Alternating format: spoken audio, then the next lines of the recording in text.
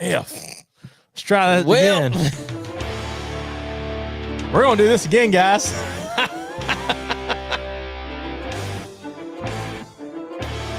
They pop crowd. They pop corn. They pop culture. It's the lowdown.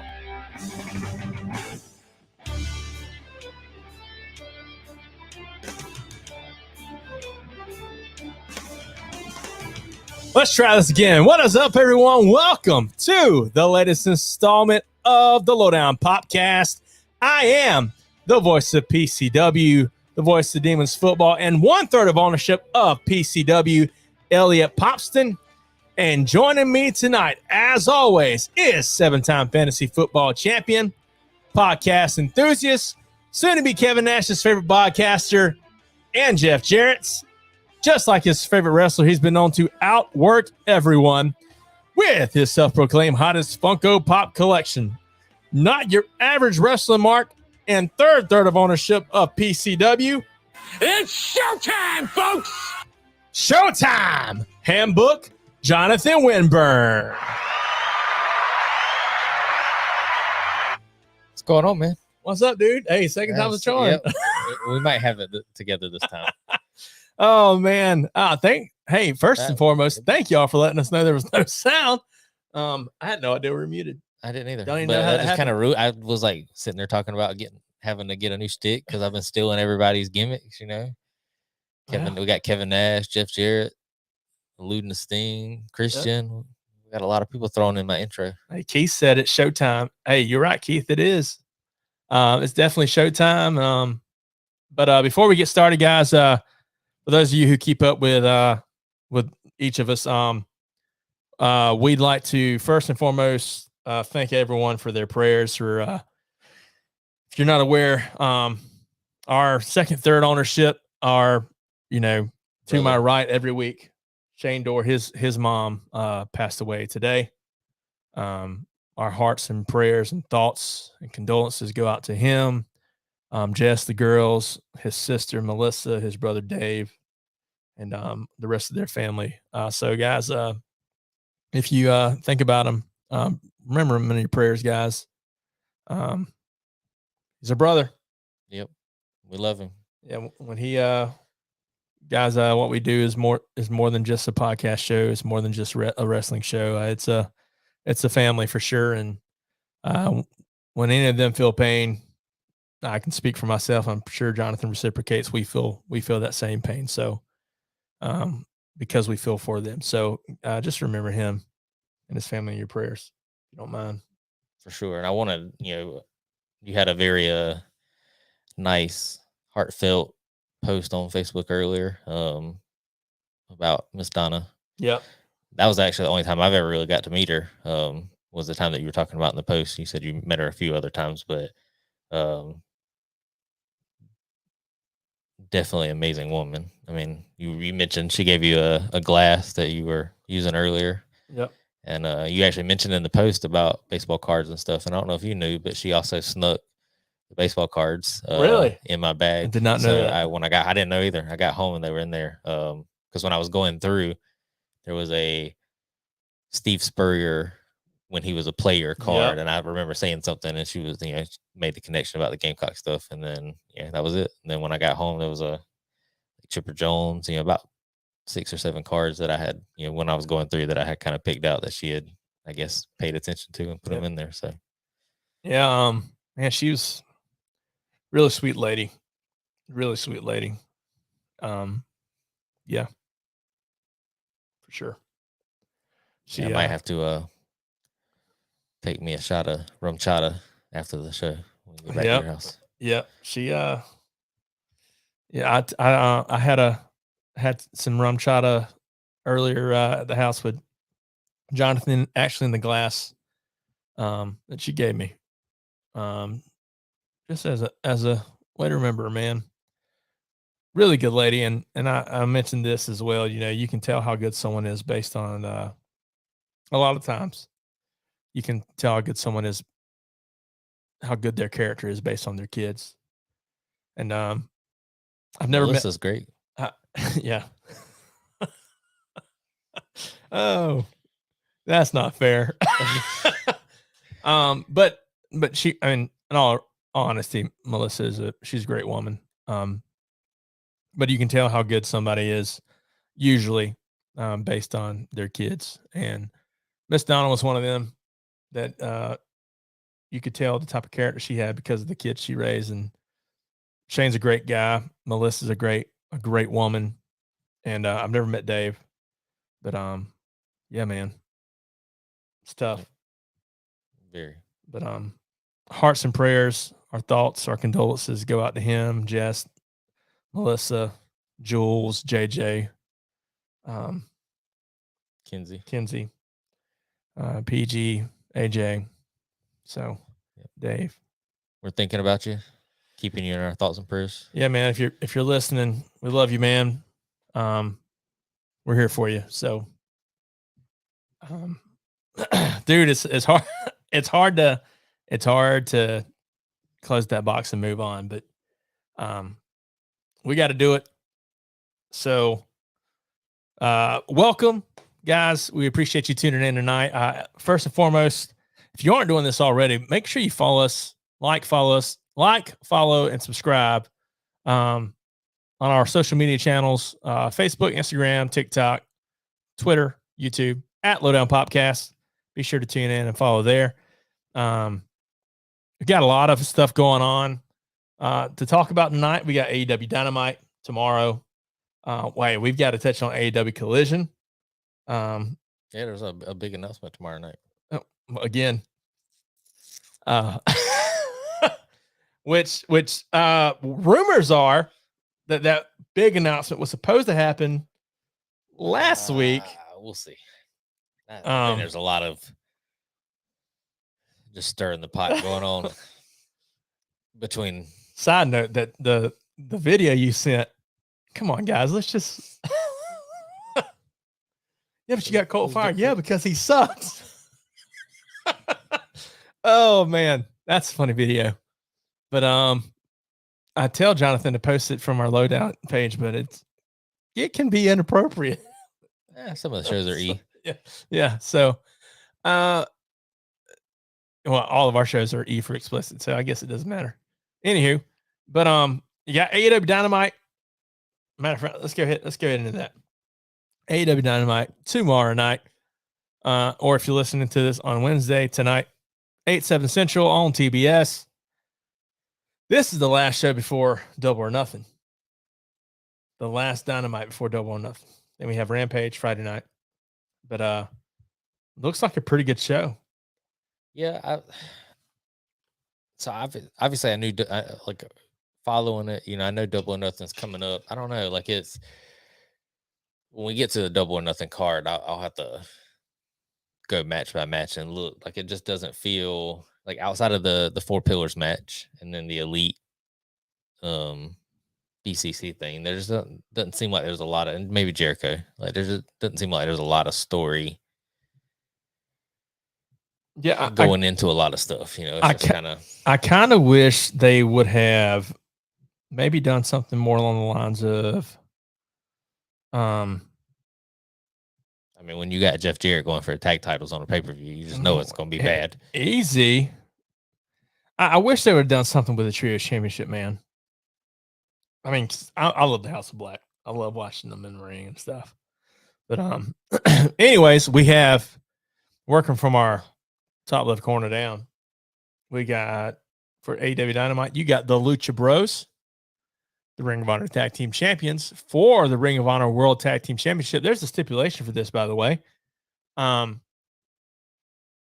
Versus Claudio Castagnoli and Wheeler Yuta. My understanding, and correct me if I'm wrong, because I may be wrong, is if the Lucha Bros win, doesn't that give them a title shot to any title they want? As far as like heavyweight championship or was that this match or was that this past week? That's past week. They had that's something. Right. Okay, because Castagnoli or you the one. That's why they got the Ring of Honor. Gotcha. Tag team title match. Gotcha. I tuned in late, so I missed that one. So, but you got the further Ring of Honor Tag Team Championship, Lucha Bros versus part of the Blackpool Combat Club and Claudio Castagnoli and Wheeler Yuta. I'm a fan of heel BCC. Very much so. It's very, I wouldn't say NWOS. I'm trying to compare it to somebody. Maybe early NWO or the Shield. Okay, yeah. Well, of course. Dean Ambrose. Of course. You also got Taya Valkyrie versus Lady Frost. This is a TBS championship tune-up match. Well, I'll say about you're talking about heel BCC. I think it fits everybody involved. Like, for sure. Like I like Daniel as a heel. Obviously Moxley's great, kind of toeing that line, but I think it brings out a different dynamic to Claudio and Yuta when they're just able to go ham. I can get behind that. Absolutely, 100%. 100%, I can get behind that. You know what ham stands for? You know what? Now that I've said it, I don't want to know because it may be very inappropriate, but I say it anyways. Yeah. So you got Taya Valkyrie versus Lady Frost for a TBS championship tune-up match. I'm gonna be honest. I don't really know much about Lady Frost, but I have seen some big NWA person, like clips and stuff pop up on my feed that have been nothing but like good things from what I've seen. She's great. She I believe Lady Frost used to date Braun Strowman back in the day. I know she came from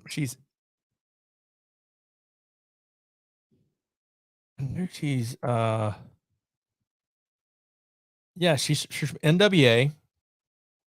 Pretty sure she used to date who she used to date. Was it Braun Strowman? Victor Benjamin. Maybe not. Maybe she didn't once date Braun Strowman. Maybe I'm thinking I could be thinking of someone else, and that's let's see, who's Victor Benjamin?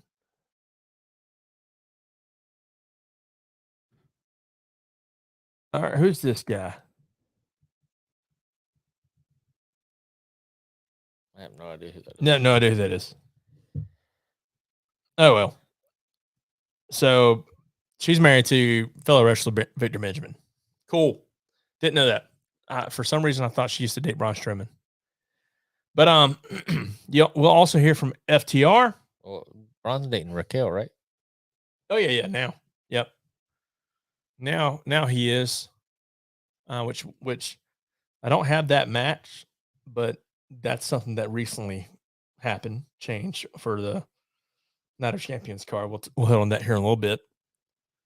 But we'll hear from AEW World Tag Team Champions FTR. As they have a match coming up on Double or Nothing. We'll touch on that here soon. What's up? I was going to say something about the tie thing, but I'll go over it when we get to the Taya. Yeah, I'll come back to it when we get to the Double or Nothing card. We also will hear from all four pillars. That being Darby Allin, MJF, Jungle Boy Jack Perry, and Sammy Guevara. We'll hear from Ricky Starks.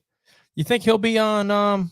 You think is that match going to be on Double or Nothing? It's not advertised yet, but I'm assuming it probably would be, or maybe on the buy-in. Probably be on the buy-in. We'll also we'll probably get 2 or 3 matches. Yeah, announced for the buy-in.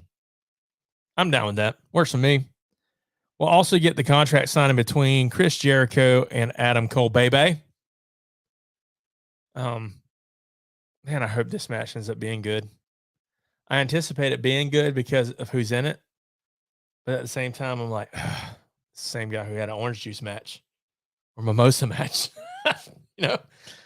So, we have the trios championship match between House of Black and Blake Christian, AR Fox, and Metalik for the AEW World Trios Championship.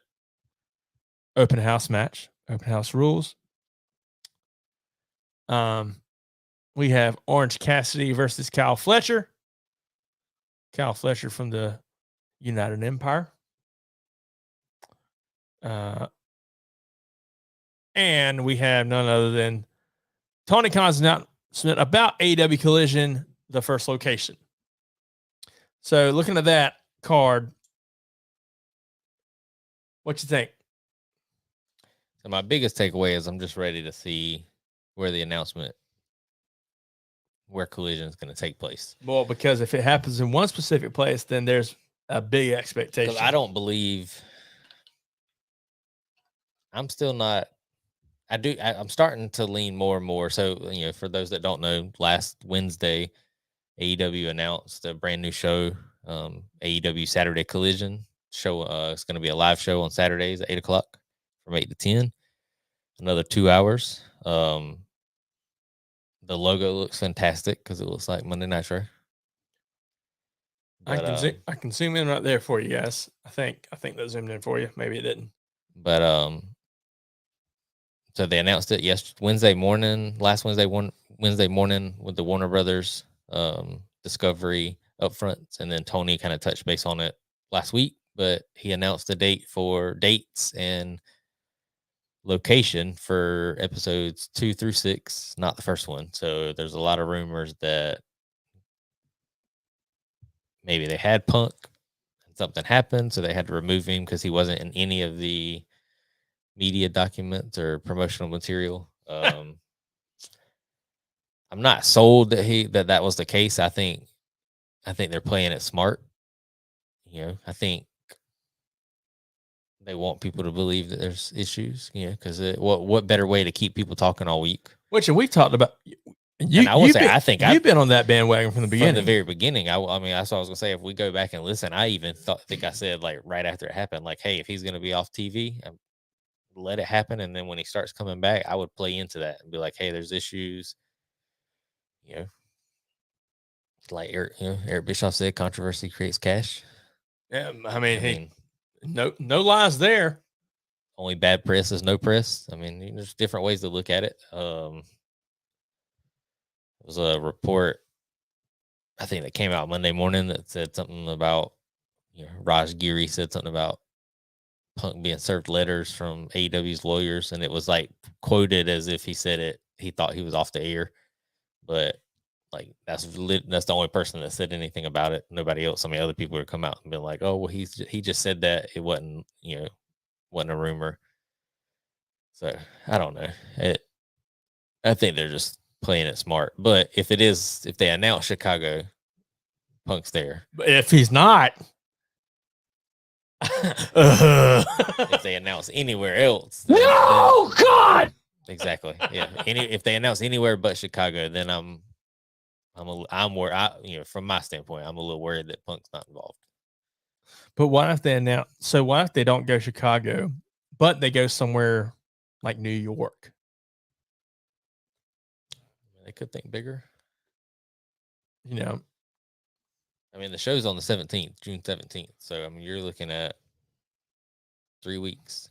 Yeah. Where's somewhere that they could have this show? A big, I mean, obviously, if you don't have the show in Chicago, if you have the show in Chicago, but you don't have Punk, that's just ludicrous. If you have Punk and don't have it in Chicago, where else are you going to go where you get the same reaction, right?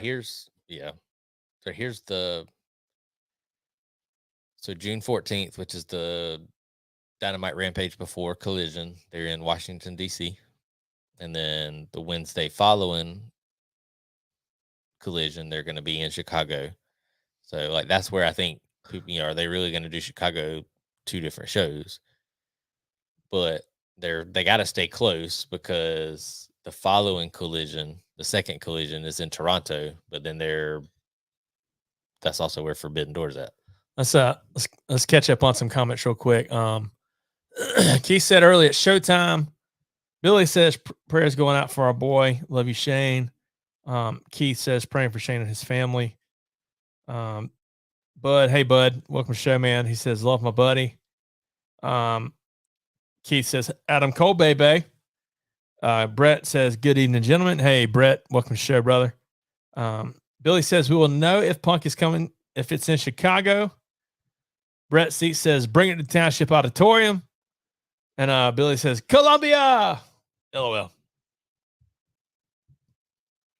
I mean, I'd be down.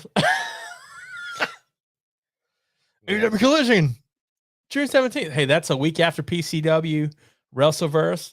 I don't have anything going on that Saturday. So picture this. It's pretty close to Father's Day, right? Yeah. Just saying. The day before. I ain't saying, but I'm just saying. So I can picture. This is what I picture. I picture them announce it. It would be hilarious. Announce Chicago. But don't mention Punk, because everybody's gonna know and assume that it's Punk, and then because the rumors are that Punk's first feud may be with Jericho. Yeah, I can see that. So have Collision show on the 17th. Have Punk's music hit. Have Jericho walk out, and then cut some mad trash promo on the crowd. They expect on Punk, and then go from there. But I am excited about Collision. I'm excited about having 2 more hours, like you talked about House of Black on the pay-per-view card. I think having more TV time allows the talent more time to shine on TV, which therefore makes the matches that we get on the pay-per-view, not that the matches aren't memorable, but they make them more impactful. Sure. The ones that actually make like right now, I mean, you have, might have matches thrown together just to feel a 3-hour show because they only have 3 hours of TV. It's just it's the same time as they have on TV, but now you have more time to build storylines to put on a better pay-per-view show. What do you think they keep the same setup with the LED walls and all that, or do you think they change it up? Saw that like fan edit of Punk walking out, and it was like the WCW Nitro set. That's what I was at AEW, and I was like, I would love that, but I would absolutely. So I wonder if the Collision set is going to be similar to the. What is that? Oh, that's just the announcement. I wonder if the Collision set's just going to be something similar to what they already have, or maybe they go back to the old Dynamite stuff. Yeah, I mean, with the tunnels. I do like their current setup. I do too. So, I think it's great. You know, from a cost standpoint, it might just be easier to keep it. Just maybe, just have the colors and the graphic. Brett says, let Kenny and Punk have an octagon match with gloves, kind of like WWF did the boxing tourney. Two of them work it out for real and be done with it.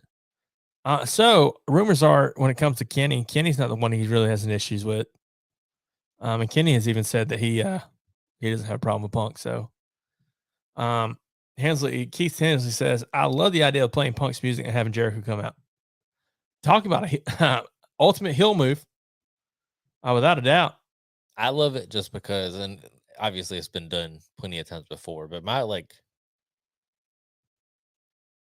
single most vivid moment where I was like, oh, I just can't stand this guy was when we were in Chicago for All Out. It was MJF and Jericho. Oh, and the countdown went, and everybody was going nuts because it was, Y2J, Chris Jericho. And then you get to the countdown, all the lights go out, and then MJF's music hits, and it was fantastic. Oh, it absolutely was. Cannot argue with that at all. Man, you talk about a crowd that just erupted in anger. Yeah, it was definitely one of those moments where people were just like, man, I hate this guy. I'm not gonna lie, I popped whenever when I heard Jericho's countdown happening. So I was thinking, oh yeah, they're doing this. But it's not what happened. Not at all. Let's see here. Well, I like it because I remember how I felt, and then I'm sure you can find them on Twitter or whatever. There's a fan that was sitting up high, and the countdown starts, and he's going nuts, and then like the music hits, and he's like, beep you.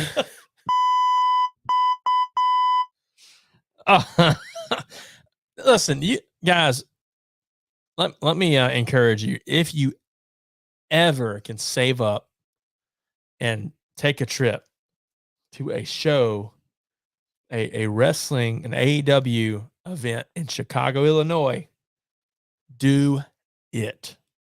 I'm telling you. You want to talk about a crowd? Dude, I get goosebumps to this day going back, and if I go back and watch some of the videos I took, or if I go back and we're just thinking back to it, man, there was some weird people there, not gonna lie, but it's such a good crowd.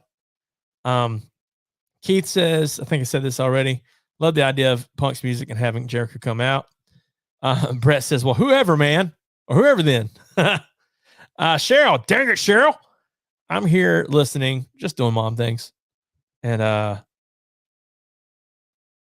Brett says that would get Punk back over and very quickly. I would kind of do what you're saying.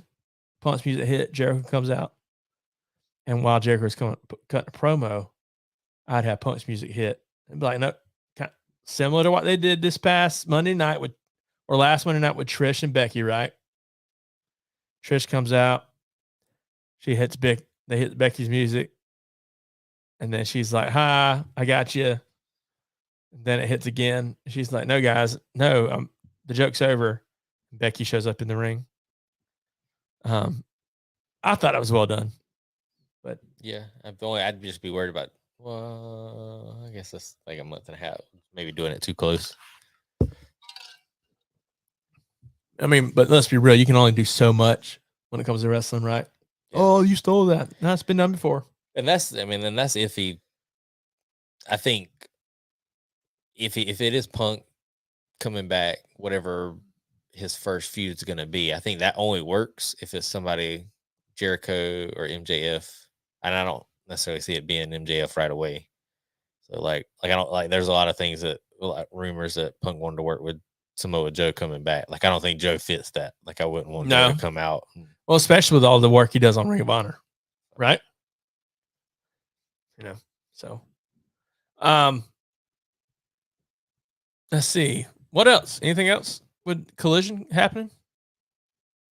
I'm excited to just, gosh, I love that graphic, dude. Miro's, they announced it, and then that night on Dynamite, you had Miro show back up and go into Tony's office. You had Thunder Rosa show back up. El Idolo's cutting promos now on and posting them. Oh, money. It's all about the money. Here we go. So, moving on, we'll have Rampage Friday night. I really want to love Rampage, but dude, I don't ever watch it. It comes on too late for me. I used to watch it all the time. I don't really watch it anymore either. It just comes on too late for me. Moving on though, Sunday, May 28th at the T-Mobile Arena. The arena. We have AEW Double or Nothing. Tickets went on sale back in March. But start time's what? 7 p.m. Eastern Standard Time? Pretty sure it's 7. Buy-in. So, guys, normally you can watch that on YouTube. Just a FYI. This will be able to be gotten on Fight TV. Pretty sure. Or is it Bleacher Report? I think it's Bleacher Report in the U.S. Fight everywhere else. Cool. But to our international listeners, it'll be on Fight. That's right. Hey, we have a couple. Don't hate. Don't joke. Let's see. Billy says something. It's funny. I saw something that Nick Khan is talking about moving Raw to a different day, making SmackDown 3 hours, and also making another show for WWE. Interesting. Have you seen that? So I saw where he mentioned that they were trying to figure out what to do with the third hour of Raw, like if they wanted to make it more mature.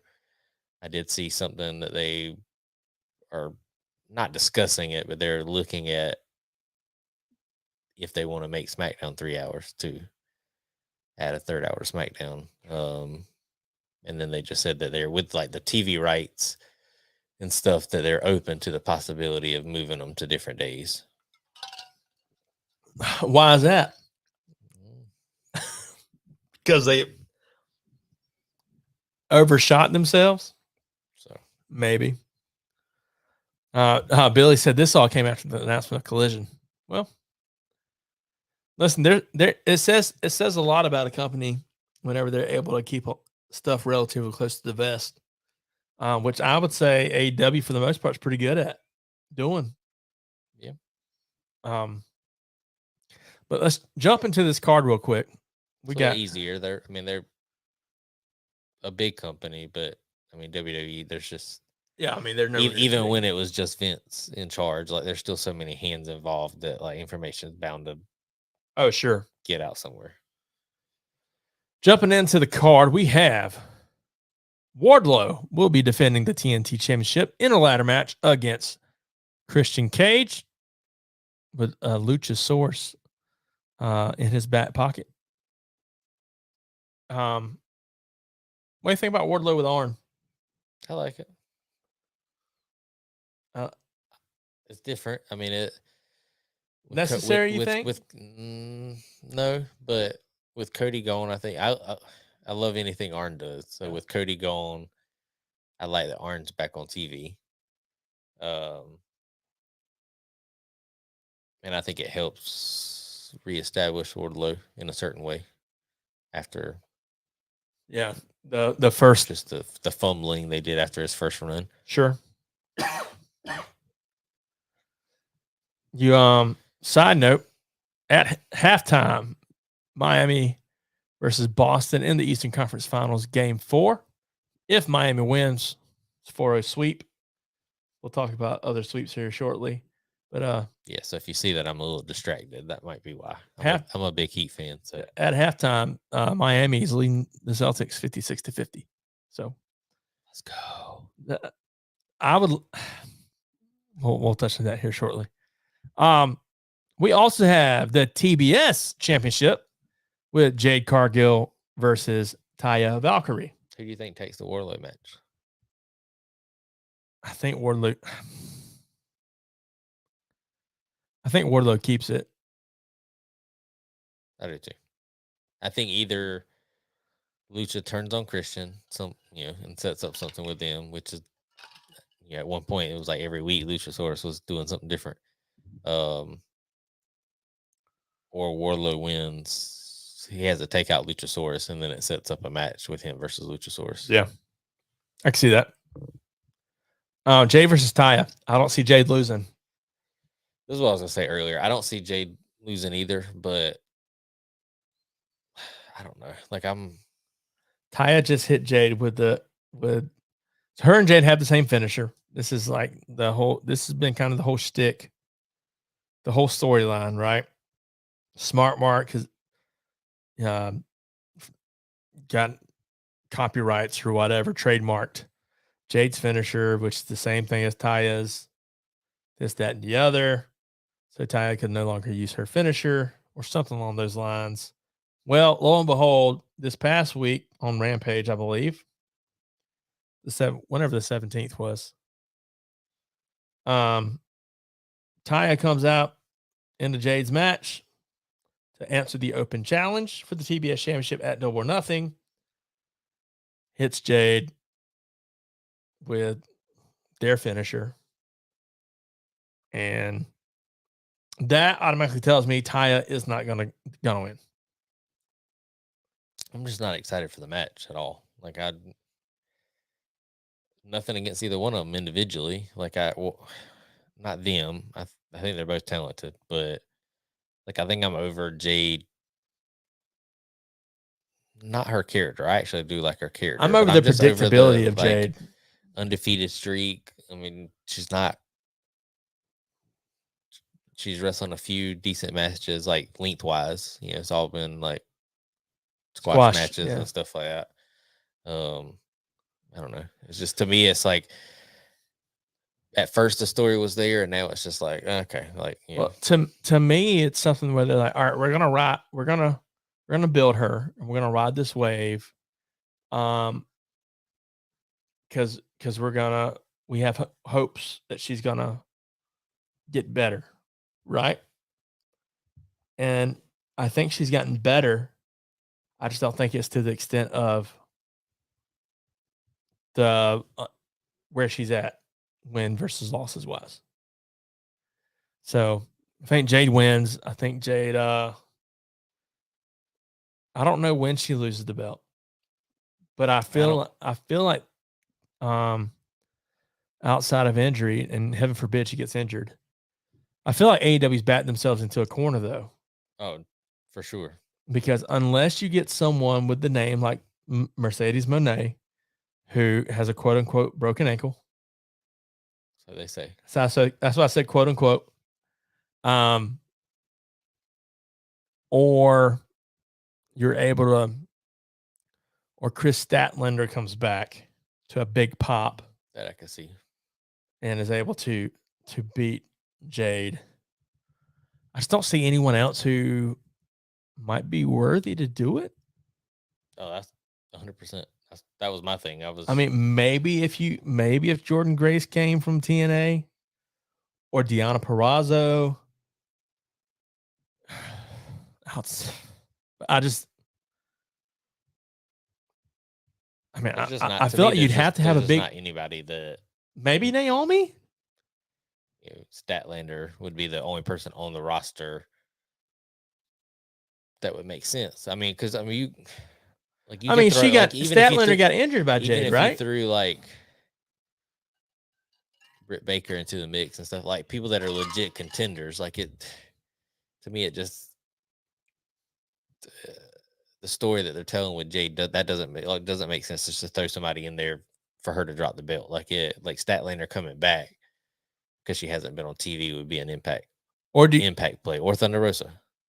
But yeah, or do you do the whole trios match? Jade doesn't get pinned.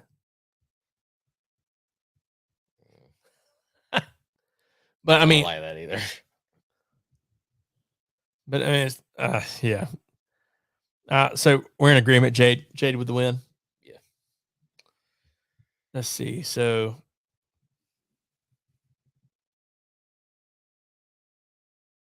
Jade, I could care less.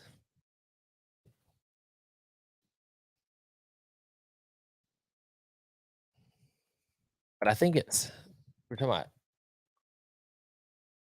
AEW shooting themselves in the foot. I think that whether it be them or the fans, I mean, because obviously they got to know how people are going to take things. I think there's a lot of times because of fantasy booking and what people want to see happen. It's one thing to play into that, just be like, hey, let's get people talking and drum up interest. But like, to me, I think the whole thing with Jade completely came off the rails when it seemed like there was going to be Mercedes and Jade, and then it hasn't happened yet. Not saying that it won't, but then it was just like, okay, that made sense. Like the Bow Wow thing, there was so much you could do to kind of tie everything together. And who knows, that may be something where they say, hey, Bow Wow, we got to table this. We'll bring it back if we can get Mercedes on board. Never know, right? Catching back up in the comments real quick. Keith says, I hope Taya wins. Billy says Jade will lose in Wembley. Very possible, if not before. Keith says Taya will probably won't win. I'm just ready for someone else to be TBS champion. Same, Keith. Billy says he believes Jade will lose to someone at Forbidden Door. Maybe where Mercedes comes in. Keith, Elliot, you read my mind. I would love for Chris Statlander to come back and win the TBS championship. Same. And Billy, you said what happened to the little lady that was Chris's friend, then turned on her. You're talking about Velvet, not Velvet. Red Velvet, yes. You're talking about Red Velvet. Red Velvet joined the baddies with Jade Cargill and actually turned on Jade not long after Kiera Hogan got kicked out of the baddies. Not Velvet. Oh, you're talking about Muscle Girl. What was her name? Who? She was short girl, wrestler, stocky. Layla Hirsch. Layla Hirsch. That's who she's talking about. Jay won't lose the TBS title ever. She'll retain it as she wins the women's championship, then relinquish it eventually. That's what Brett said. Billy says yes, Layla Hirsch. So I think she actually got injured also, because her and Statlander was kind of in a feud together. I think she might have injured her shoulder or something. I don't remember, but I feel like she got injured though. Let's see here. AEW Women's World Championship with Jamie Hayter versus the Outcast Tony Storm. Jamie Hayter, according to AEW, at least they said this on air, battling an injury, which is why she was not in this past Wednesday on Dynamite. It was supposed to be a six-person tag match, I believe. Or if it wasn't a six-person, Jamie Hayter was supposed to be wrestling. It was 6. So it was 6. Supposed to be Jamie Hayter, Karushita, and DMD, Britt Baker versus the Outcasts. and Tony Storm, Ruby Soho, and Saraya. They announced on air Jamie Hayter was injured. What I didn't see if that was something that happened before their match, that she got attacked or something. I didn't see that. It wouldn't surprise me if that was written in. But she'll be facing in a rematch Tony Storm. Last time they fought, it was a heck of a match. I'm not a big Tony Storm fan. I'm very outspoken about that. Did you see the clips of her this past weekend? Who? Of Tony. At the New Japan show. No. She came out and assisted Juice. Oh, okay. Against, guy from NXT back in the day. Nexus was Darren. Is it Darren? No. Oh, you said he's part of Nexus? He was. Was it the South African guy that did the 450?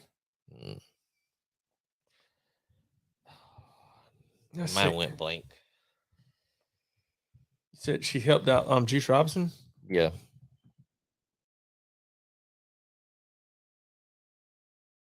But it was. I need to present her like that more on Fred Rosser. Yeah. Yeah. He was part of the Primetime Players.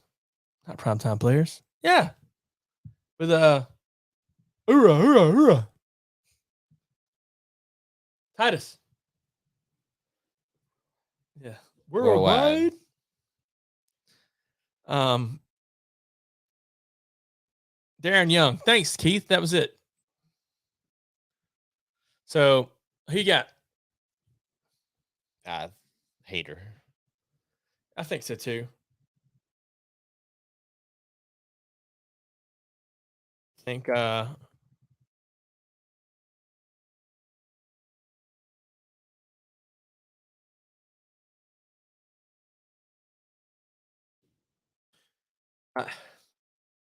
dude, Jamie Hayter's she's really good in the ring. And I feel like every time I watch her, she gets better. I just enjoy her. I enjoy her more as the champion, but a heel champion does tend to be a better champion than a face champion. So it wouldn't surprise me if Tony gets that win over Jamie. I beg to differ. It wouldn't surprise me if Tony Roman with his 1,000 days. Hey, heel champ. It wouldn't surprise me if they put her on Tony. I feel like Jamie wins though. But if Tony does get it, it doesn't surprise me. Anything to get the Outcast more heat, right? Yeah. It could possibly be the match of the night. Never. Where's your hat? I'll wear it on Sunday. AEW World Tag Team Championship. Special guest referee Mark Briscoe. You got AEW World Tag Team Champ FTR versus Jay Lethal and Jeff Jarrett. What do you think about Mark Briscoe turning heel?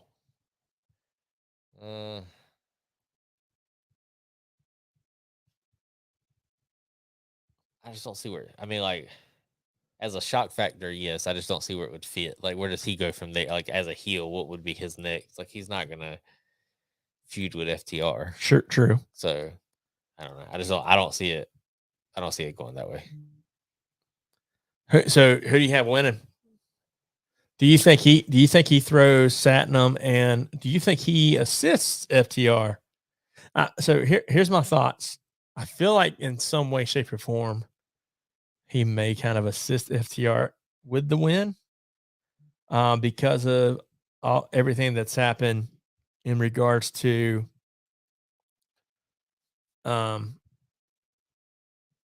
how everything has transpired so far with how FTR is the one that,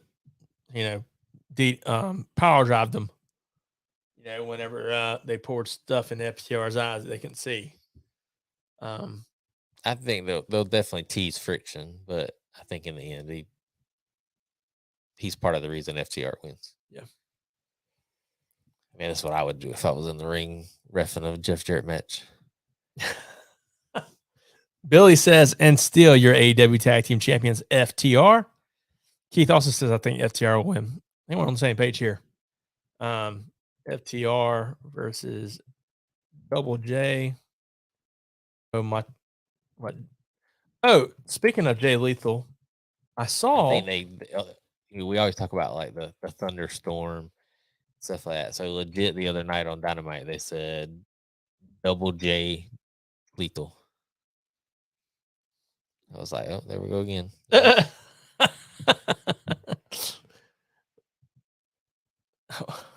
What about their music mashed up? I actually do like that. I do like Jarrett's music. It pains you to say that, doesn't it? It does. But I think it was. Listening to the podcast helped that out because they play it. I don't like Be My Baby Tonight, but I do like My World.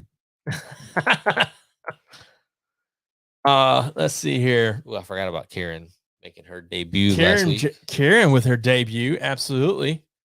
Good call, Billy. Karen would be the wild card in this match. Oh, Karen Jarrett. Yeah, she showed up. I popped, not gonna lie. It was a nice surprise. It was a very nice surprise. Man,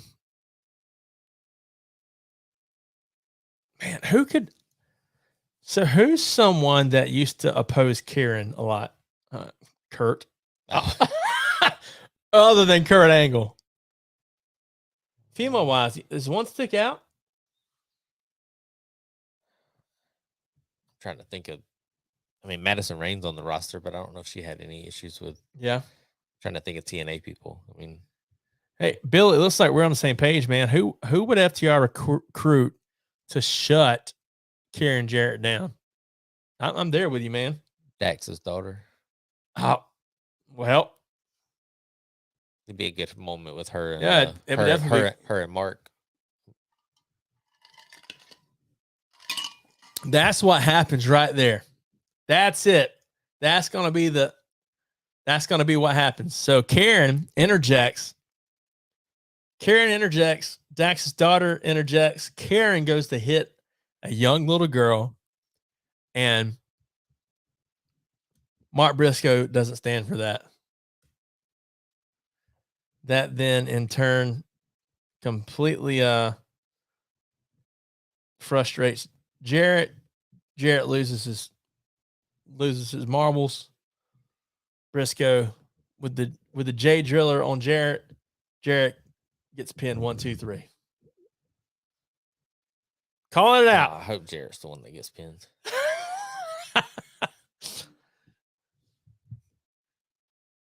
Oh man, why do you hate him so much?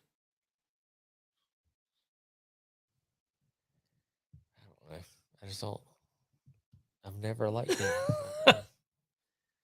Moving on. In an unsanctioned match, these matches always make me cackle. You got Chris Jericho versus Adam Cole, baby. I mean, Adam Cole with the win. Yeah. I think he's the next in line for the title. I hope he is. Jericho's about to go off and make a movie. Really? No, he commented and was talking about superheroes and was like, "We got all these." He was like, "We need a Painmaker movie." Peacemaker, Painmaker, very nice. Is he? Is Foz about to go back on tour? You know? I don't know.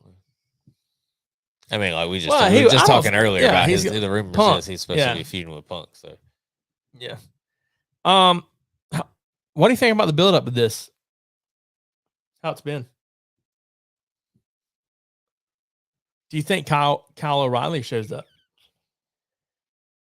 The build, I don't know where I stand on the build because like when it started, I was like, okay, I'm interested. You know, the whole thing with Jericho coming down, kind of looking over his shoulder, and then Cole doing it the following week whenever he came down to help Keith Lee. Like it was more interesting, and then it just kind of started kind of going all over the place. But Roderick Strong coming back definitely, it was a exciting debut for AEW, but I don't know, like the match last week, I think, I don't know, How it spilled out out. of place, I guess. Like, I don't know. Spilled out. Yeah. Like I knew going into it, they were like, "Oh, they're banned from the arena," and then I just had the vibe that they were going to somehow find a way outside. Yeah. Keith said Adam Cole, baby, and Billy says, "Love how the falls count anywhere entered with Cole outside." I mean, I didn't mind it, but at the same time, it was kind of. I didn't think about what you mentioned. Oh, it's going to end up outside. I didn't think about that, but in my mind, it was one of those things that I didn't see them letting Roderick beat Jericho straight up. I didn't see that happening, so I was trying to figure out how Roderick was going to win.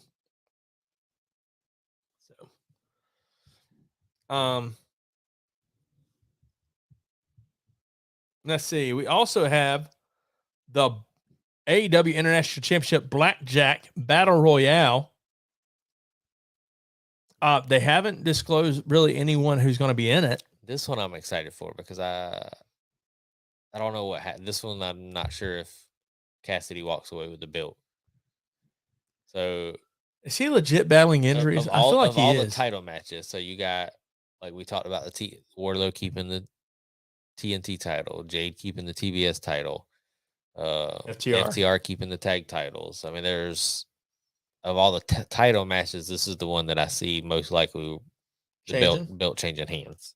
I just, because it's a battle royal, I just don't know.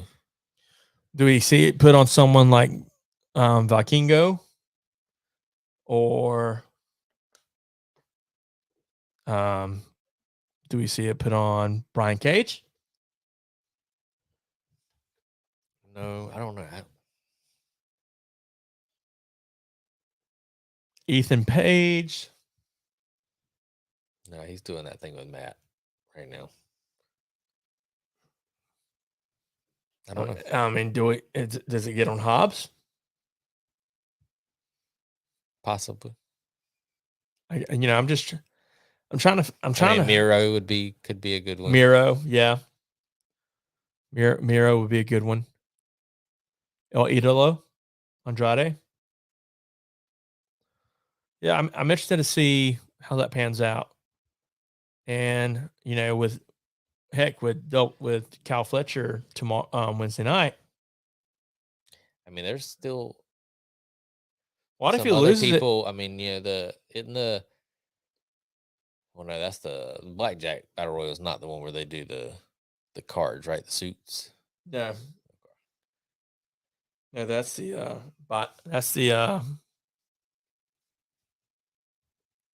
all these it's some Vegas stuff they all get jumbled together. But I mean, there's been rumors that Kota's trying to Kota Ibushi show up. I mean, I don't know if that's the best way to bring him in, but I mean, there's other people out there that. I mean, I still think we have the Takeshita showing up and being BCC. Who was it? Oh, so Moxley was on New Japan this week with Yuta and my mind's going blank again. I can't remember his name. Hold on. Who was Mox? Mm-hmm. Not Callis. No, he teamed with not Kenta. Was it Kenta? Shota. Okay. And basically welcomed him into the Blackpool Combat Club. What? No, which one's Shota? Umino.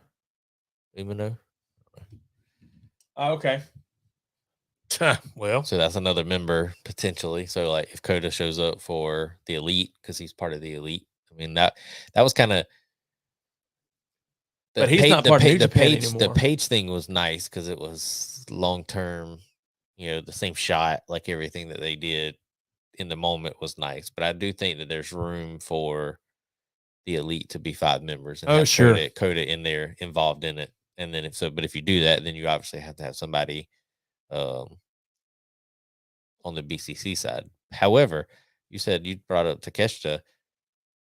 The one thing with that though is that Callis was the one recruiting Takeshita. Well, you got Callis was the one that turned on Kenny. So does Takeshita go with the Elite or does he follow Callis? Well, you also got to remember when Takeshita fought Bryan Danielson. Bryan Danielson is Takeshita's mentor and favorite wrestler ever. At least that's what they said, right? The entire time, Takeshita has helped the Elite. Danielson has said, Takeshita, this isn't who you are, blah, blah, blah, yada, yada, yada. So that's where you have and of course, Takeshita's been off TV the past several weeks because he got quote unquote injured after being attacked. So you could easily bring back Takeshita in a moment where they think he's going to help the Elite. Predictable, yes, but he goes to help the Elite, turns around, attacks the Elite, joins BCC, and that's when you have your Kota Ibushi return. That's my thoughts. But back to AEW International Championship, Blackjack Battle Royale. Billy says, "Hey, depending on who's in it, depends on who wins." Keith says, "I hope Jay White enters and wins." Jay White is in a program right now. Ricky Starks, both of them very well could enter into this, but I feel like if they enter it, then neither one of them win. Yeah. So earlier you talked about but I think they're on the buy-in though. We were talking about the buy-in thing. I completely forgot that this is a battle royal. So this is a way to have a lot of those, the Starks match, all the little mini feuds. What would normally be on the pre-show.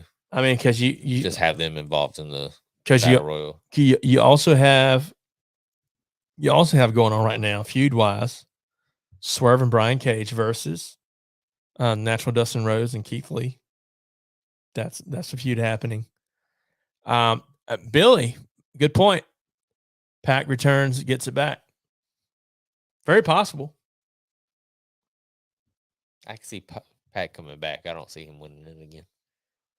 Unless he wins and loses it at Wembley. Man, having a guy from the Wales or England or wherever he's from losing it in Wembley. So I am completely no, that's not Wembley. Never mind. I was gonna say the Ospreay won this past weekend, so he faces Archer sometime coming up. And the winner of that match fights Kenny at Forbidden Door. So to me, Kenny versus Archer does not sell nowhere near as much as Kenny versus Ospreay. So I think we're getting Kenny at Ospreay at Forbidden Door 2.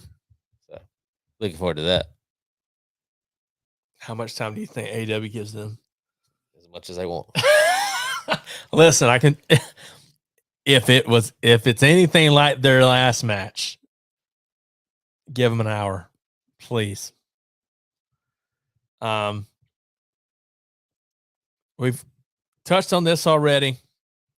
Anarchy in the Arena, the Elite versus Blackpool Combat Club. Right there, you see Young Bucks, Adam Page, Kenny Omega representing the Elite versus Jon Moxley, Claudio Castagnoli, Yuta, and Bryan Danielson, the Blackpool Combat Club.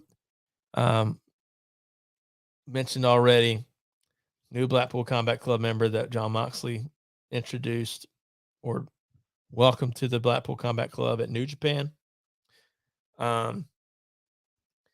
It's also my thought that they allow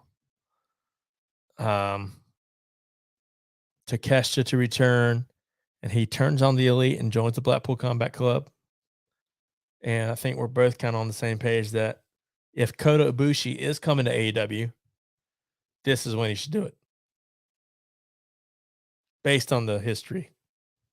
Yeah.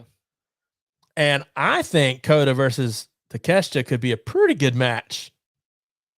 Oh yeah, for sure. I mean, I'd love to see that. Billy says, give Ospreay and Kenny an Iron Man match. Listen, if they do that, let Ospreay win. And then give me Kenny and Ospreay again at Wembley.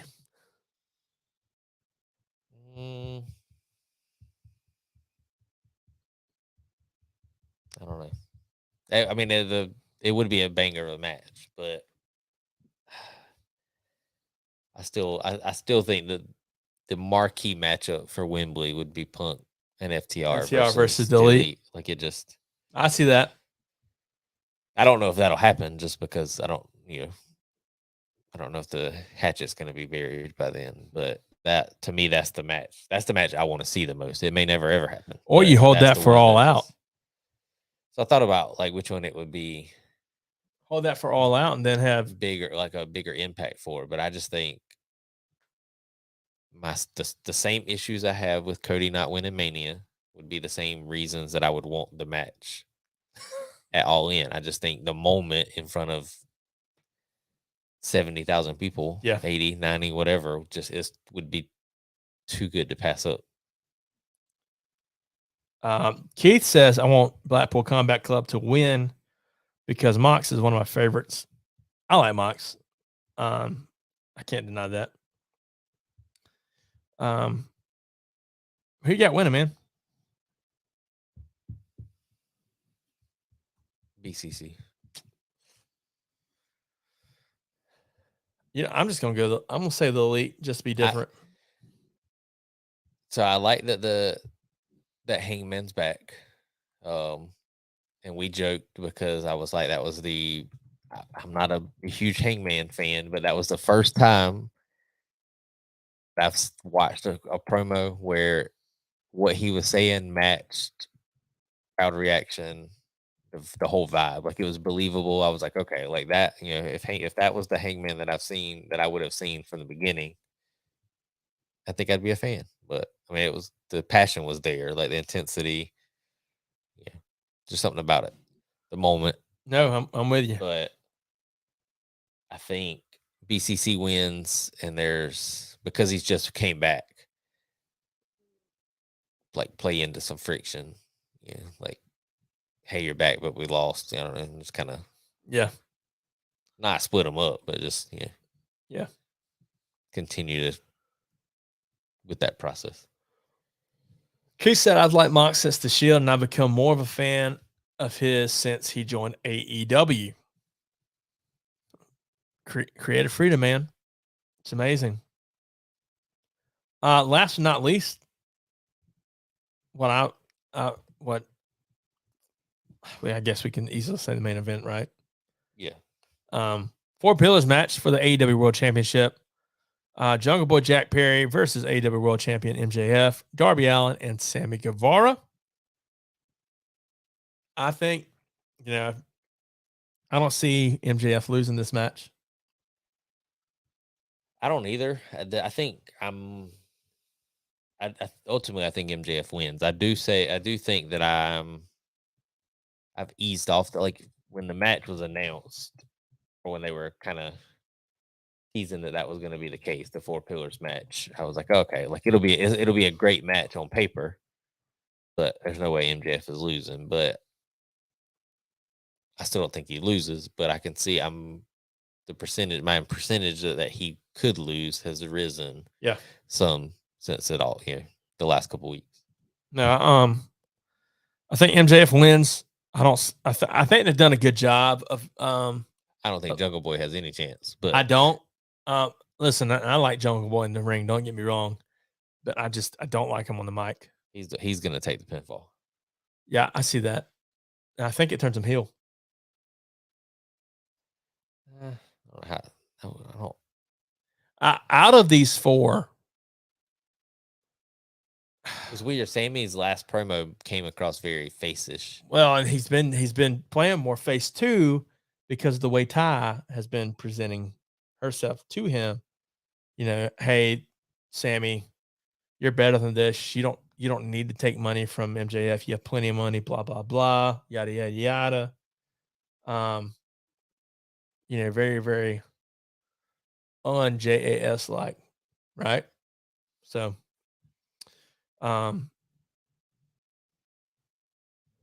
yeah. So that's that rounds out the good old Double or Nothing pay-per-view. Guys, I got to use the restroom. So we're going to take a quick 60-second break. We'll be back here shortly. As always, keep it popping.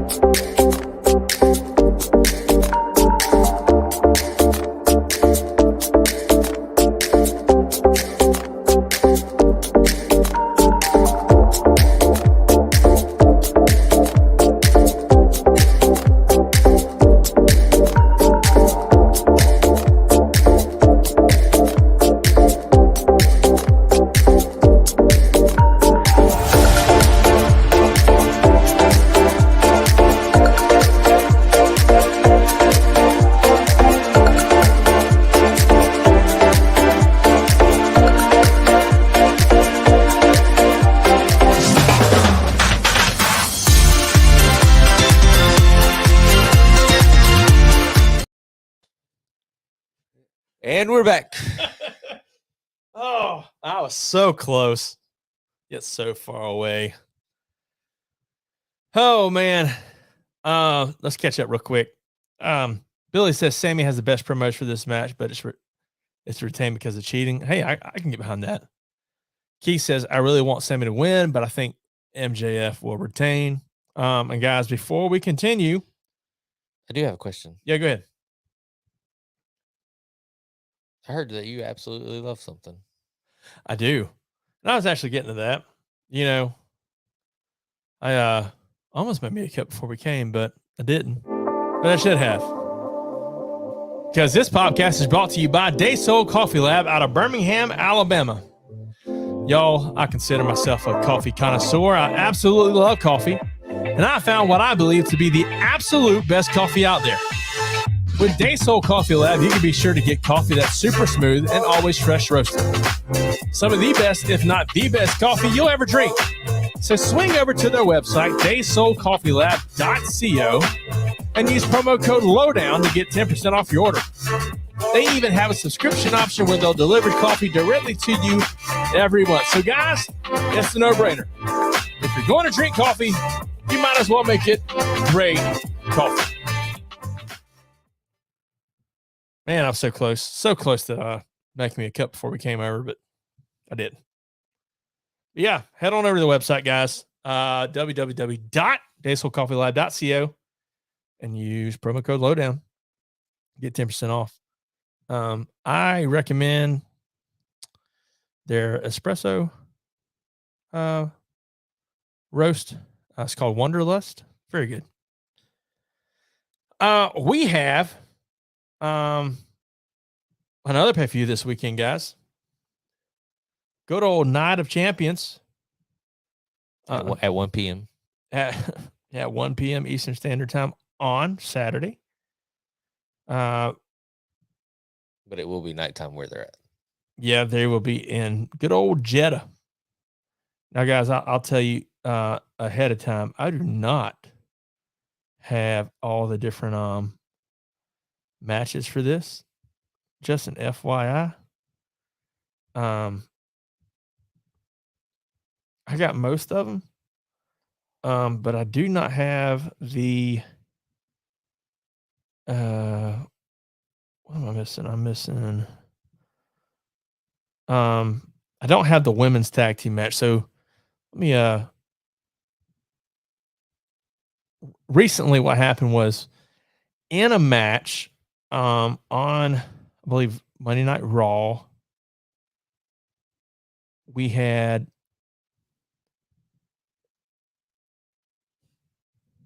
Raquel Rodriguez and Liv Morgan were wrestling.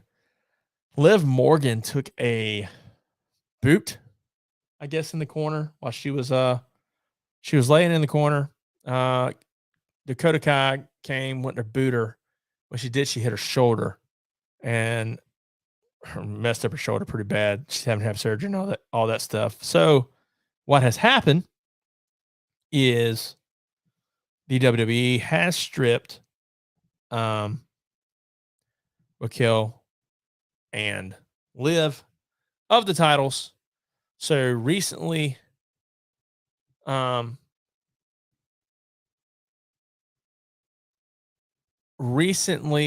what we have happening is Raquel Rodriguez, and it looks like her new partner is going to be Shotzi versus Damage Control. And because side note, Dakota Kai also is now out with the torn ACL. She actually injured herself trying to protect Liv, from what they've said, because of Liv's messed up shoulder. So you have two women who are out, and then you also have Ronda Rousey and Shayna Baszler, as well as I'm missing a team. Oh, Sonya Deville, Chelsea Green. So you had that happening. But before we continue, Billy says coffee. Also says, side note, saw Erica made a goddess of wrestling on Twitter. Go girl, getting your flowers. I'll have to check that out. Kudos to Ericademia. Keith also says, just wondering were either of you at SmackDown last week. So Keith, I was not able to make SmackDown. My son really wanted to go. I wanted to go to take him. But I've got late shift this month, so just a few more days and I'll finally get off of it. But I've been having to work until between 7 and 8 every Monday through Friday night, so I was not able to go. But I heard it was a good show. People who were there were delighted at the fact that they got two shows, two SmackDowns. Yeah, so I haven't really been keeping up with SmackDown too much. Also thought about going, and then just decided not to. And then once I found out they were taping two shows, I was disappointed I didn't go. Just because the amount of value you would have got for the money would have been nice. Yeah, but I also had one of the ladies I work with, her mom and her daughter went, and they had a fantastic time. And they sat like about where we sat on the ramp to the first AEW show, so they had some good pictures and stuff, and seemed to have a blast. So I was very close to purchasing tickets last minute and trying to book it there, but in hindsight, I'm glad I didn't, because they actually started the actual show at 7. So everything was just delayed an hour. So that means I would have missed the whole hour of the first show. So I'm kind of glad I didn't. But I heard it was a good show, and for those who were able to go, I hope each of you had a good time. Jumping into Night of Champions, you got Becky Lynch versus Trish Stratus. I'm a fan of heel Trish. I'm a fan of any Trish. Well, touche, but but last night Raw before Night of Champions, you heard Becky cut a fire promo. That's exactly what Becky talking about. Hey, something along the lines of you left the business passing you by. Yeah, and talking about how she never could have even gotten close to as good as they are today, or something like that. Yeah, it was. I was like, ugh, that's. First of all, Becky, you're wrong. Don't talk to Trish like that. You would be wrong. You would be wrong. So, but yeah, Becky versus Trish. I can dig it. Yeah, If Trish is on TV, I'm happy. So. man, I just can't get by. I just can't get past her voice, man. Like, just I don't mind seeing her work. But like, I just don't think she's very good at promos. Maybe it's just a Canadian accent. Maybe that's it. But anywho, Bianca Belair will defend her Raw Women's Championship against my bae, Asuka. Isn't Bianca on SmackDown? Not anymore. Draft changed it. Nope, you're right. The draft changed it from Raw to SmackDown. Haven't updated the belt. Yeah, I was gonna say, and the same thing with Rhea. Rhea's on Raw and got SmackDown, but okay. Yep. So, but yeah, Bianca is on SmackDown, but she'll be defending the Raw Women's Championship. Oh gosh, sounds about right. This is about as backwards as whatever. Billy, you're still in the not a good enough story. This is the exact same match from Mania. It's been 2 months. How do they not have a good enough storyline now, Billy? My gosh, they've been doing 3 months worth of work. I mean, I get where Billy's coming from, honestly, because Asuka was out of commission or just absent from TV for a while. Then she randomly shows up. It's just weird. She runs out to see Bianca and just spits in her face with the blue mist. I mean, that's a heel turn, Billy. I mean, I don't know what more you want. Awesome storytelling. Spit in your face and call it a story. Sounds like great writing. I don't see Bianca losing. I'm ready for Bianca to lose the belt. I don't see her losing the belt. Yeah. And I did see a interesting report or just article, fandom, where it said that WWE may be looking to turn Bianca and the Street Profits and somebody else heel. It was like 3 or 4 of them, and I was like, oh, Bianca and the Street Profits together as a heel group. Oh, I'd be down. Here's the thing: they wouldn't be heel, and then they might can make it. Hit row.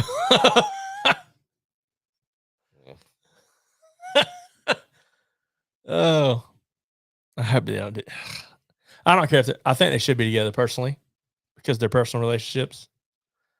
To me, that's just sometimes what makes sense is what's reality, and just let it ride.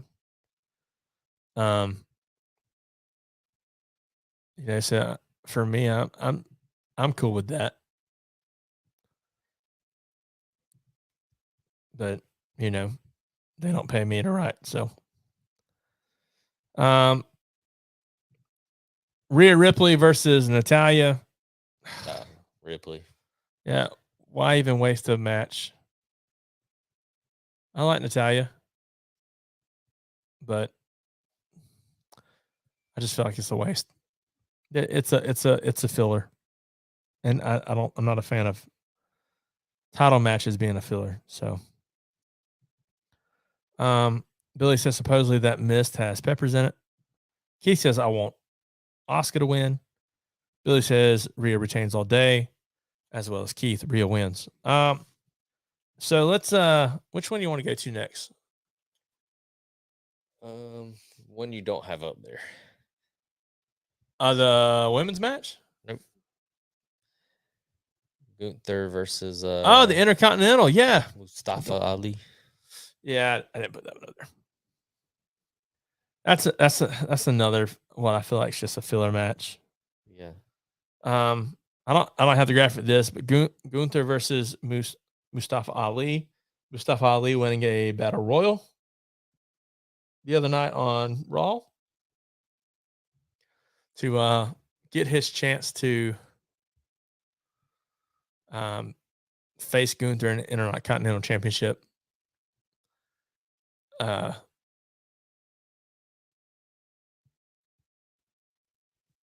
Yeah, I'm just not a fan. Not a fan of the match. I think it's easy. There's no chance Gunther loses. Gunther wins. Mustafa has a hot moment because of where he's at. But yeah, I'm just not a fan of it. So, next match we got. Not saying this is the order it's going to be in, but we do have they're advertising it as a triple main event.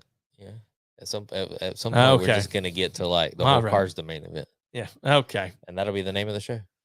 Yeah, WWE presents the main event. They've had a show called that before. Rollins Every AJ match is the main event. Rollins versus AJ Styles. You called it, Billy. Yeah. One thing for sure, this will be a good match. I think so. And I actually am going to be in the minority here. I think AJ wins. Oh, how's the AJ built? Yeah. Like it seems to be all the rumors are pointing towards Rollins, but I think AJ takes it. I'm going to say Rollins. Only, I guess, hiccup in that plan is that AJ and the Good Brothers, the club, are all on SmackDown, and if AJ wins the belt, then he's going to be on Raw, and I don't see them splitting them up. Yeah, but or do they then move Roman to Raw? No, they have both belts on SmackDown.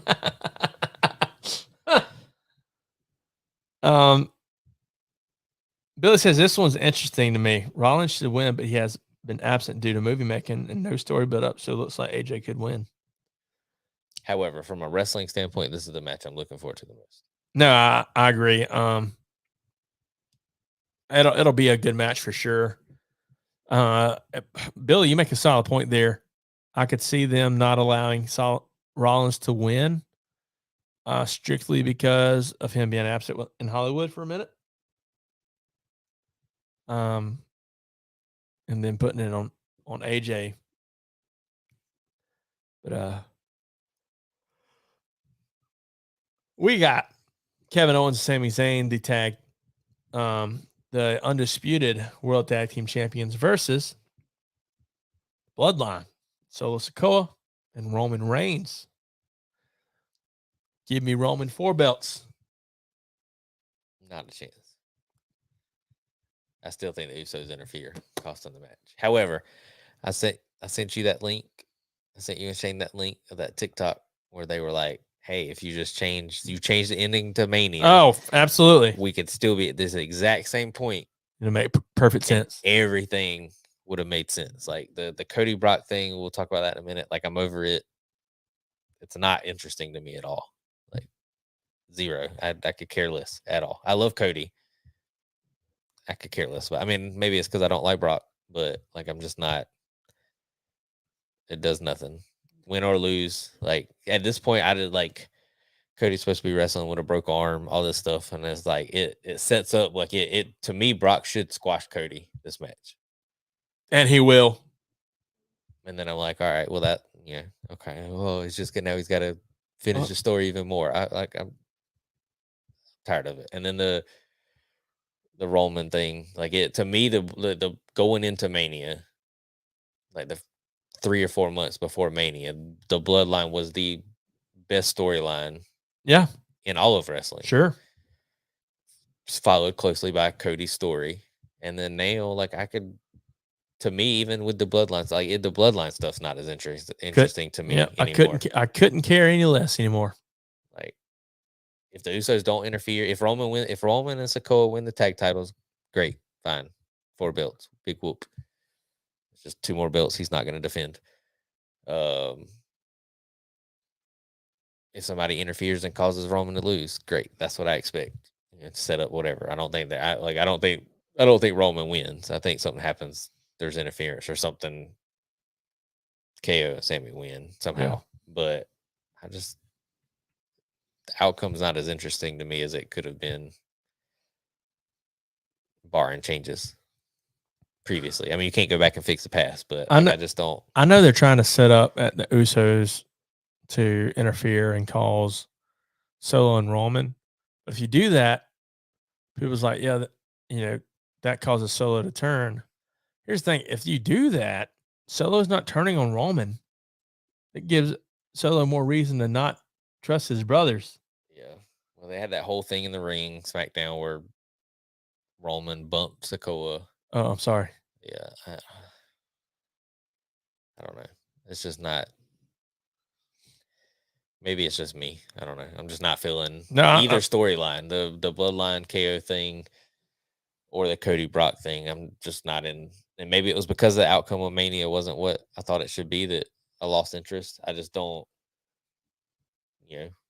Shane loves to talk about Cody still finishing the story and stuff like that. And I'm like, all right, well, the Bloodline was great. It's been less than 2 months since Mania is over. We got a whole, he said Roman and Cody's going to headline WrestleMania 40. Well, we're 2 months out of 12.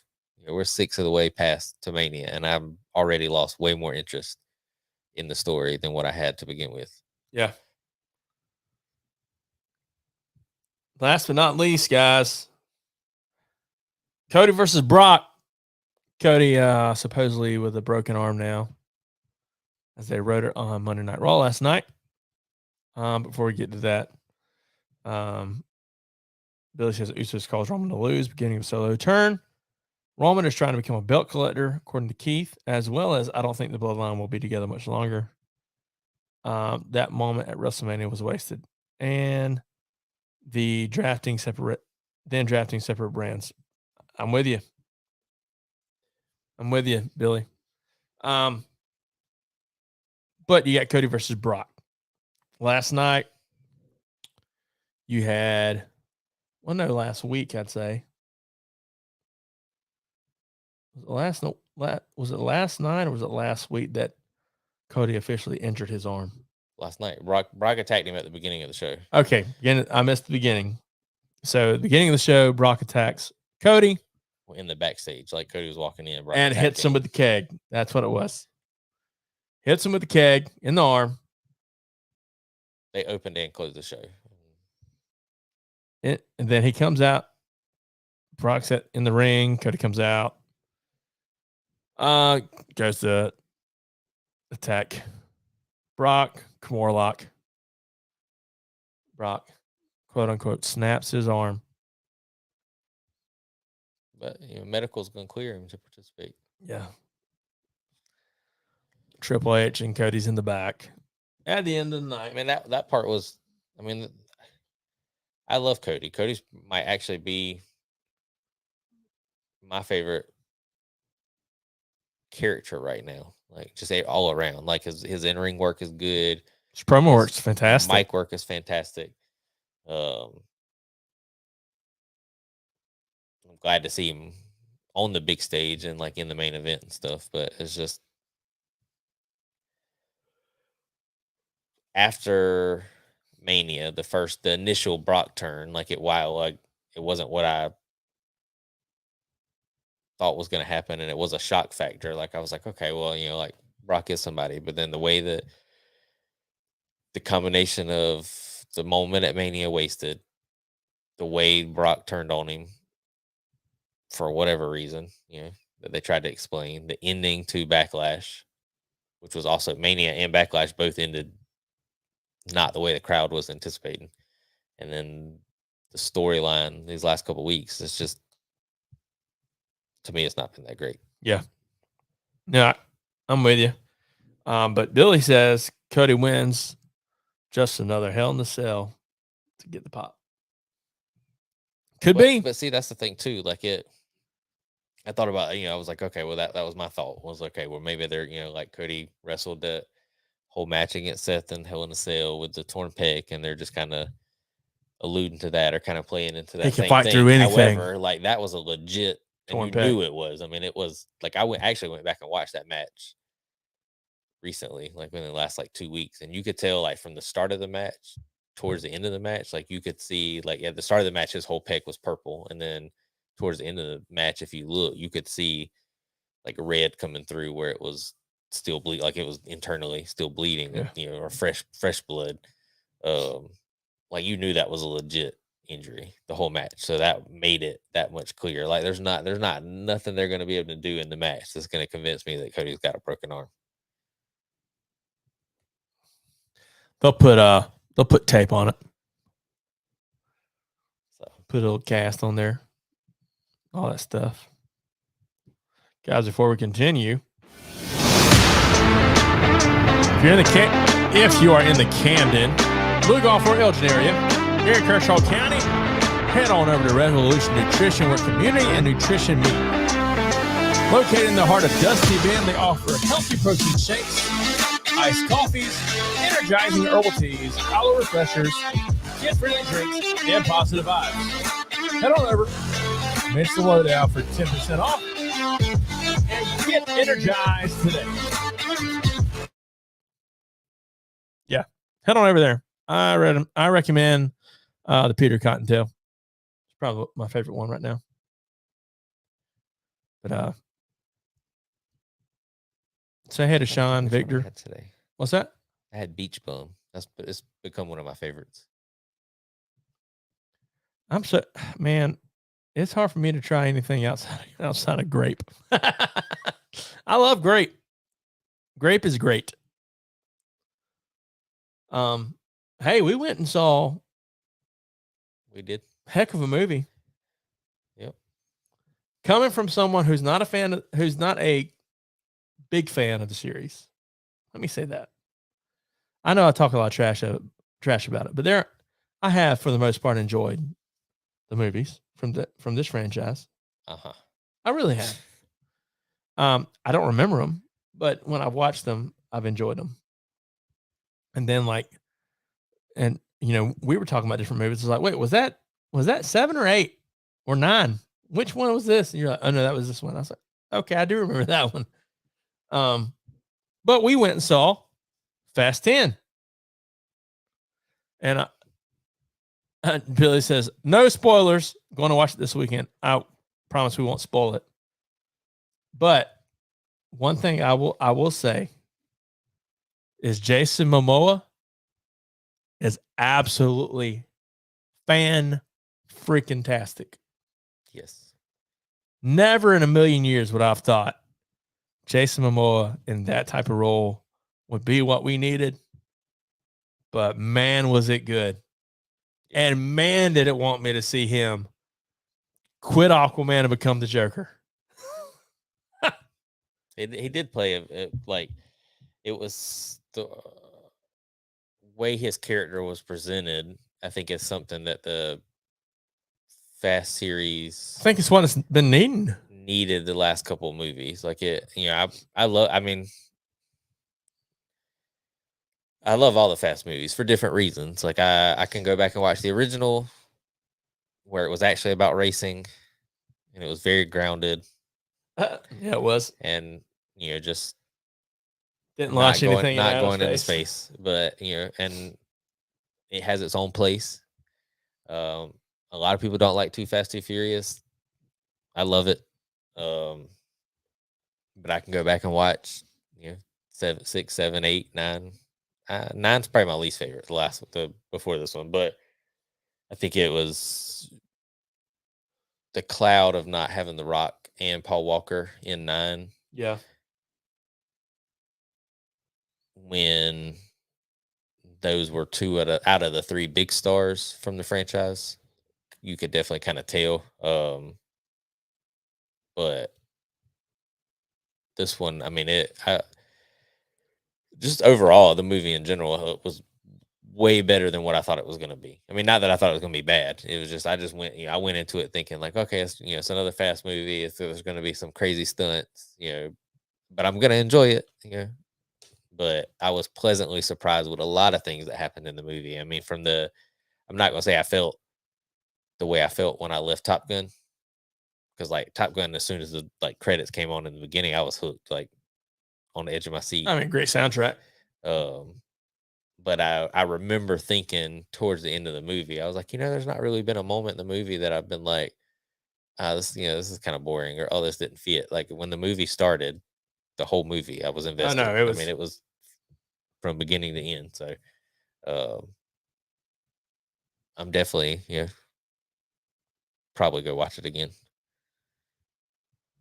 Yeah, it was definitely one of those things that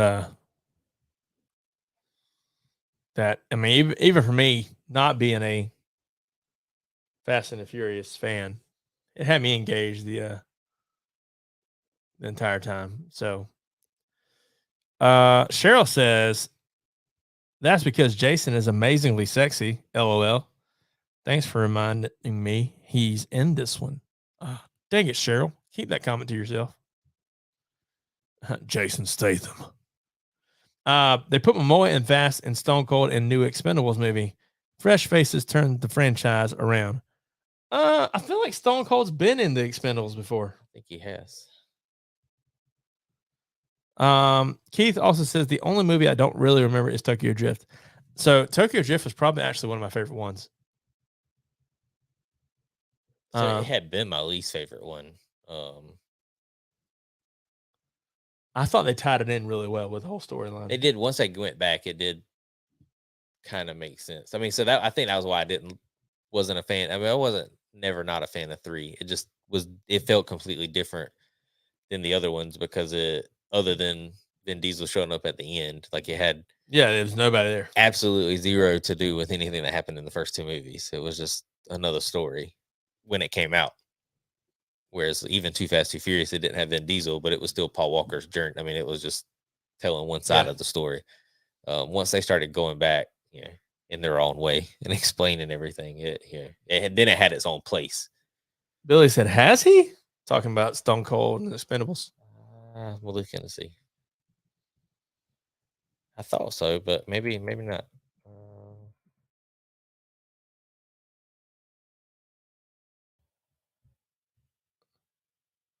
It says in the he was in the first one. Yep, he played a henchman named Dan Payne. Yep, he was in the first one, man.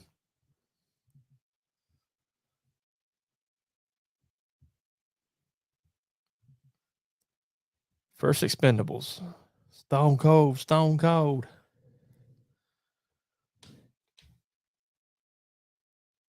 You're getting whooped. Let's see. I do remember the Donkey Kong joke in Tokyo Drift. Billy says, "Oh, okay. Well, dang." Yeah. Update. Number 2, Boston Celtics versus number 8, Miami. Heat lead the series 3-0 right now in the Eastern Conference Finals. 4:55 left in the fourth quarter. Celtics are up 102-87. It's not too late though. Never too late. So yeah, we saw that movie. We've both seen Guardians of the Galaxy. Yeah, we kind of elaborated on that last week. And there's some movies coming out here soon as well.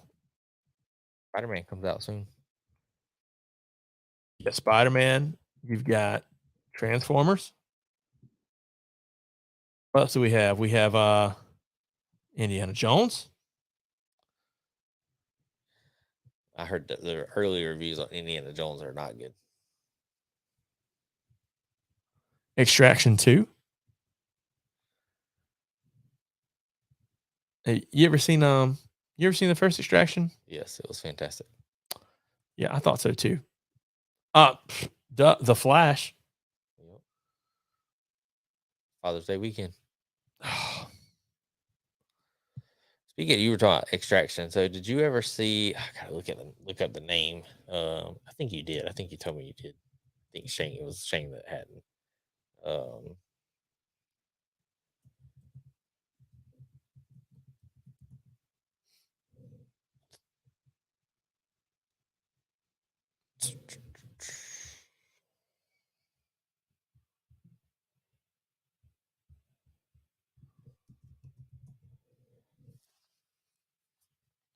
The Tomorrow War Yes. with Chris Pratt. Yes.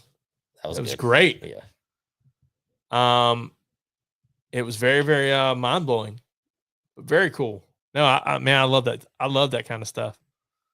And I will let you know hopefully this week by next show.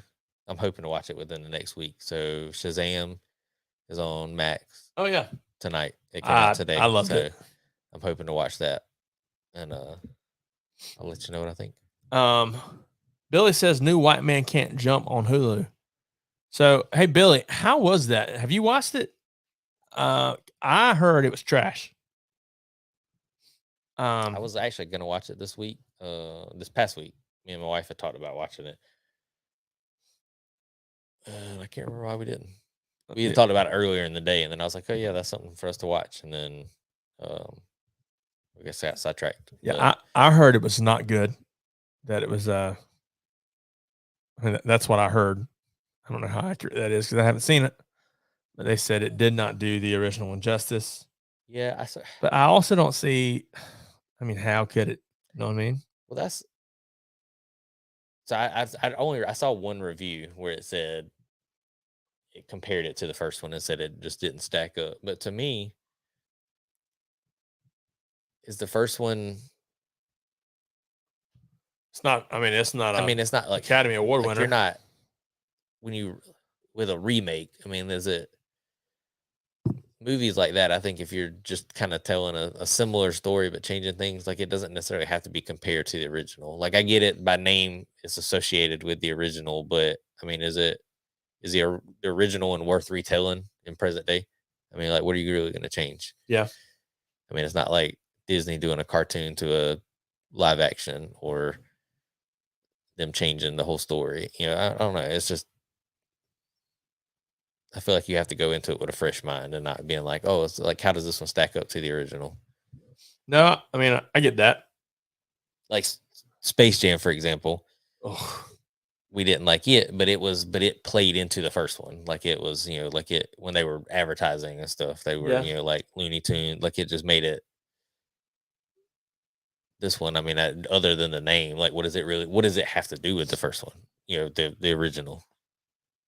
Yeah, they were more 3D instead of 2-dimensional. Let's see here. Billy says, haven't seen it yet, but heard it's pretty funny. And then he said, well, I mean, it didn't go to theater, so. Yeah, but so I can no longer subscribe to it didn't go to theaters premise. I say that because you just mentioned a movie, The Tomorrow War. Never went to theaters. Fantastic movie. Extraction. Extraction's Netflix. Netflix movie. There's a lot of movies out there. What's the one with John Cena and Little Rail? Vacation Friends. Vacation Friends. They actually got a second one coming out. Dude, so funny. So fun. We watched that when we were in Virginia, right? Mm-hmm. God, such a funny movie. Didn't go to theaters. So I can't subscribe to it didn't go to theaters premise anymore. And this isn't a spoiler for the people that haven't seen Fast, but if you didn't like John Cena's character in Fast 9, I think you may end up liking his character in Fast 10. Yep. We discussed that after it. I'm in agreement there for sure. 2:33 left in the fourth. Boston up 109. Miami lost. That's fine. 109.93. Vacation Friends 2 will come out August 25th on Hulu. Nice. I'm also excited they announced they finally, because it's been like they've been done filming forever. They've just waiting on an announcement. So season 2 of Heels is going to come out July 28th. Oh yes. If you don't watch Heels, and Jonathan can now relate, being part of the wrestling, the independent wrestling world. If you want to see what it can be like, Heels is very close, especially for a lot of companies. Not necessarily PCW, because we have a pretty good handle on things with us. Ethan sets a high standard for the Palmetto Wrestling Academy as well. So I think it does give you a glimpse, though, of. I'm gonna go back and rewatch it. Like I've actually told myself the last couple of weeks. Like I'm like, oh, I might start watching it, but I got to pay for Stars, and I've been trying to wait till I know I'm gonna be able to, at least watch the 10 episodes without, maybe within a month, so I don't have to pay for it twice, or just wait till closer to July. But I want to watch it now, being on the inside. Like you said, being part of independent company.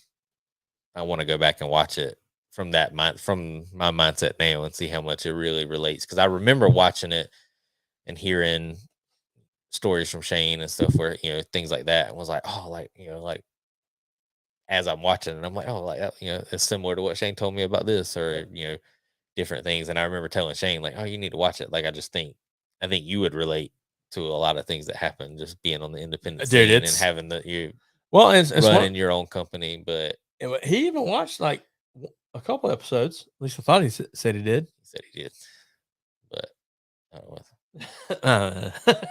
But now that I'm on that side, I want to go back and watch it from my mindset and just be like, oh man, that really is like on the money.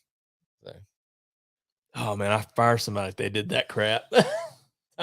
Going into business for yourself. Yeah, there's a lot of things, but it is a very fantastic show. Just don't watch around kids. Oh, definitely don't watch it around kids, for sure. Absolutely. It is on premium channels for a reason. Yeah. Yeah. Well, episode or two ago, we were talking about that, and Shane mentioned, oh no, I mean, you know what? Watching around kids is fine. I was like, bro, episode 2 or 3. That was when I knew he didn't watch the episode. Opening episode, you see Ace and the girl just going to town. Yeah. Like, wait a second. Well, I actually think something happens in the first episode too. That's why Shane was like, I was like, oh yeah, he definitely didn't watch yeah, it. he didn't watch any. He fast forwarded it. He fell asleep. Yeah, I watched it. I wasn't asleep.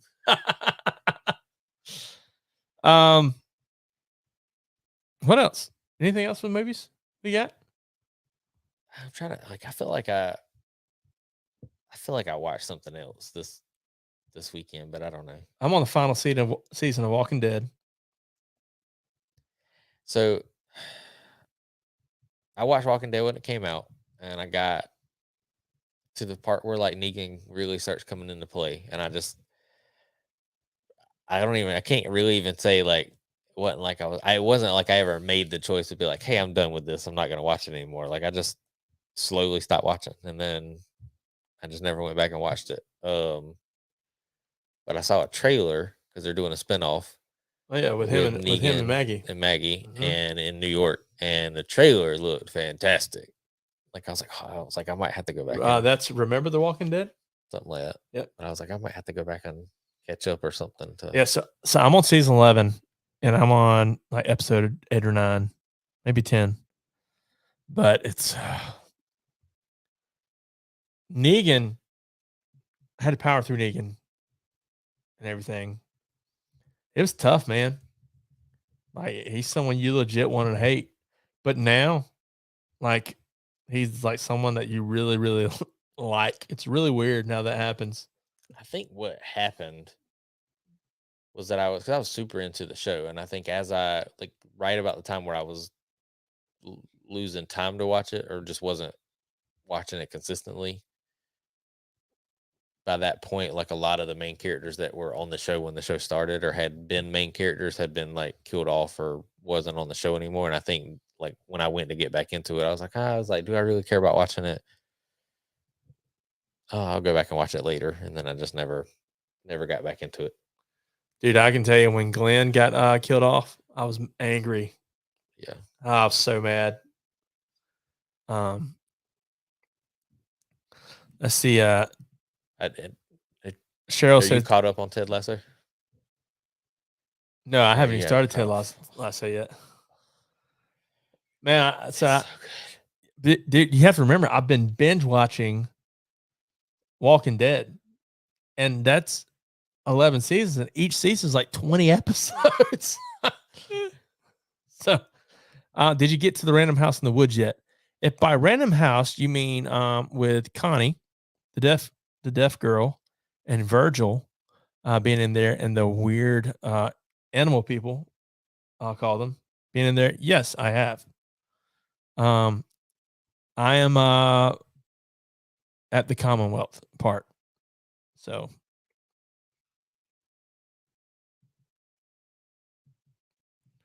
that's where I'm at.